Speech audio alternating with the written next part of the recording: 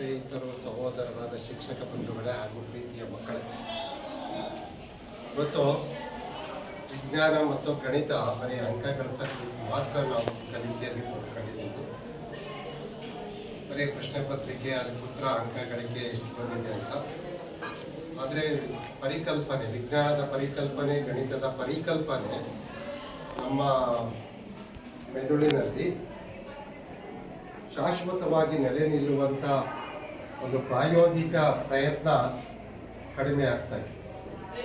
ಅಂಕಗಳ ಬೆನ್ನೇರಿ ಪ್ರಾಯೋಗಿಕ ಪ್ರಯತ್ನಕ್ಕೆ ಹೆಚ್ಚು ಬೆಂಬಲ ಸಿಗ್ತಾ ಇಲ್ಲ.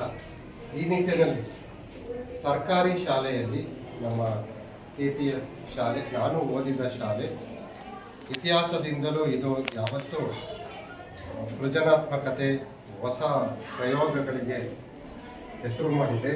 ನಾನು 8, 9, 10ನೇ ತರಗತಿ ವಿದ್ಯಾರ್ಥಿ. ಅಂದಿನ ಶಿಕ್ಷಕರು ತರಾನೇ ಈಗಿನ ಶಿಕ್ಷಕರು ಕ್ರಿಯಾಶೀಲವಾಗಿ ಕೆಲಸ ಮಾಡ್ತಾ ಇದ್ದಾರೆ. ಇಡೀ ಜಿಲ್ಲೆಯಲ್ಲಿ ನಮ್ಮ KPS ಶಾಲೆ ತುಂಬ ಪ್ರಸಿದ್ಧ ಆಗಿದೆ.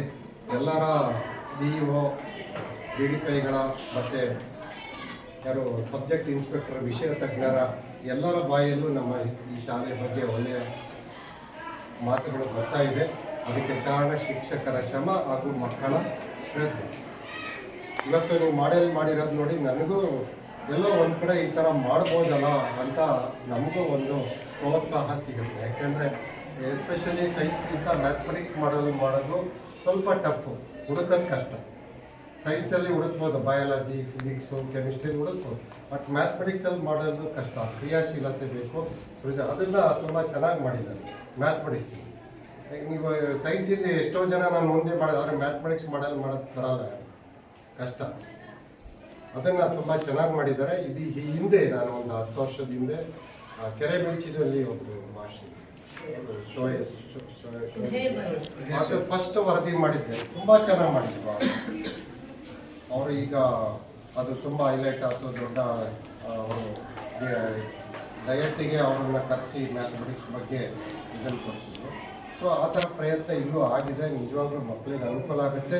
ಮುಂದಿನ SSLC ಎಕ್ಸಾಮ್ಗೆ ಪಾಠ ಮಾಡೋಕ್ಕೆ ಅಥವಾ SSLC ತರಗತಿ ಬಂದಾಗ ಇದು ಈಸಿ ಆಗುತ್ತೆ. ಈಗ ಏನು ಮಾಡಿದ್ದೀವಿ, ಡಾಟಾ ಎಂಟ್ರಿಂಗ್ ಇದೆ, ಟ್ರಯಾಂಗಲ್ಸ್ ಇದೆ, ಇವೆಲ್ಲ SSLCಗೆ ಬೇಕೇ ಬೇಕು, ಬೇಸಿಕ್ ಅದು. ಸೈನ್ಸ್ದು ಅಷ್ಟೇ, ಅದಿಲ್ಲದೆ ಇದ್ದರೆ ನೀವು SSLCನಲ್ಲಿ ಪರಿಪೂರ್ಣತೆ ಬರಲ್ಲ. ಸೊ ಅದಕ್ಕೆ ಇದು ಬೇಸ್ ಆಗಿದೆ, ಫೌಂಡೇಶನ್. ಮುಂದೆ SSLC ನಿಮ್ಗೆ ಈಸಿ ಆಗುತ್ತೆ, ಇನ್ನು ಹೆಚ್ಚಿನ ಅಂಕ ಗಳಿಸ್ತೀರ. ಈ ಶಾಲೆಯ ಪ್ರಯತ್ನ ಪ್ರಿನ್ಸಿಪಾಲ್ರಿಗೂ ನಿಮ್ಮ ಮಕ್ಕಳಿಗೂ ನನ್ನ ತುಂಬ ಹೃದಯದ ಧನ್ಯವಾದಗಳು.